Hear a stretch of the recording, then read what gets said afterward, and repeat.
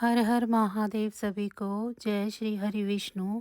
सफला एकादशी साल की पहली एकादशी है और इस एकादशी के बारे में ऐसी मान्यता है कि इसका व्रत करने से आपका जीवन सफल होता है और आपको पुण्य की प्राप्ति होती है।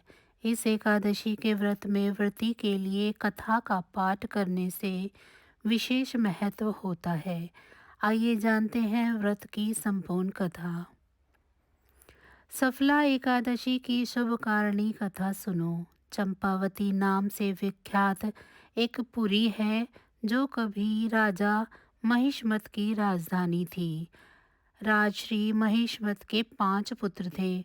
उनमें से जो ज्येष्ठ था वह सदा पाप कर्म में लगा रहता था, पर स्त्रीगामी और वह बुरे आचरण वाला था। उसने पिता के धन को पाप कर्म में ही खर्च किया। वह सदा दुराचार परायण तथा ब्राह्मणों का निंदक था। वैष्णव और देवताओं की हमेशा निंदा किया करता था। अपने पुत्र को ऐसा देखकर महिष्मत ने राजकुमारों में से उसका नाम लुम्बक रख दिया। फिर पिता और भाइयों ने मिलकर उसे राज्य से बाहर निकाल दिया। लुम्बक उस नगर से बाहर निकलकर वन में चला गया। वहीं रहकर उस पापी ने समूचे नगर का धन लूट लिया। एक दिन जब वह चोरी करने के लिए नगर में आया तो रात में पहरा देने वाले सिपाहियों ने उसे पकड़ लिया, किंतु जब उसने अपने को महिष्मत का पुत्र बताया तो सिपाहियों ने उसे छोड़ दिया। फिर वह पापी वन में लौट आया और मांस तथा वृक्षों के फल खाकर वह निर्वाण करने लगा।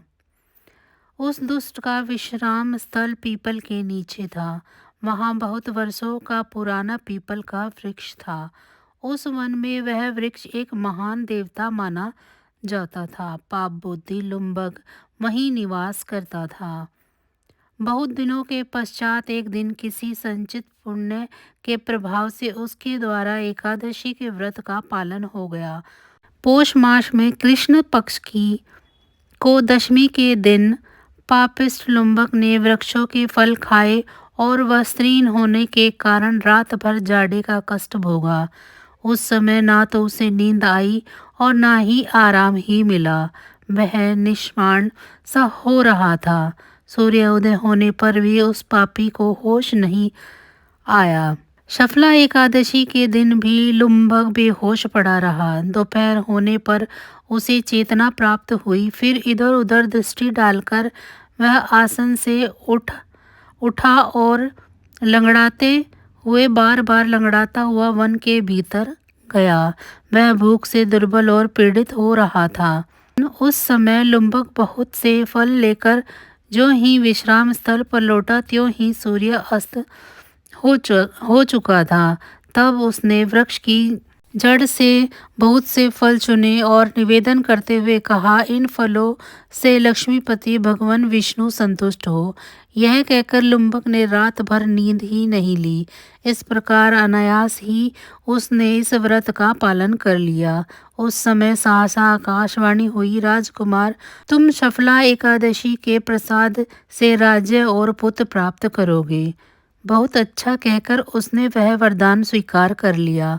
इसके बाद उसका रूप दिव्य हो गया। तब से उसकी उत्तम बुद्धि भगवान विष्णु के भजन में लग गई। दिव्य आभूषणों की शोभा से संपन्न होकर उसने अकटक राज्य प्राप्त किया और 15 वर्षों तक वह उसका संचालन करता रहा। उस समय भगवान श्री कृष्ण की कृपा से उसके मनोजय नामक पुत्र उत्पन्न हुआ। जब वह बड़ा हुआ तब लुम्बक ने तुरंत ही राज्य की ममता छोड़कर उसे पुत्र को सौंप दिया और वह भगवान श्री कृष्ण के समीप चला गया, जहाँ जाकर मनुष्य कभी शोक में नहीं पड़ता। इस प्रकार जो सफला एकादशी का उत्तम व्रत करता है वह इस लोक में सुख भोग कर मरने के पश्चात मोक्ष को प्राप्त करता है। संसार में वह धन्य मनुष्य है जो सफला एकादशी के व्रत में लगे रहते हैं। उन्हीं का जन्म सफल है। इसकी महिमा पढ़ने सुनने तथा उसके अनुसार आचरण करने से मनुष्य राजसूय यज्ञ का फल प्राप्त करता है। तो बस आज की जानकारी इतनी ही थी। फिर मिलेंगे हम आपको ऐसी ही किसी अन्य जानकारी के साथ। अगर आपको मेरी ये जानकारियाँ अच्छी लग रही हैं तो वीडियो को लाइक करें। चैनल को सब्सक्राइब नहीं किया है तो चैनल को सब्सक्राइब कर लें और कमेंट बॉक्स में मुझे ज़रूर बताएं आप सभी को मेरी ये जानकारियाँ कैसी लग रही हैं। आप सभी का बहुत बहुत धन्यवाद।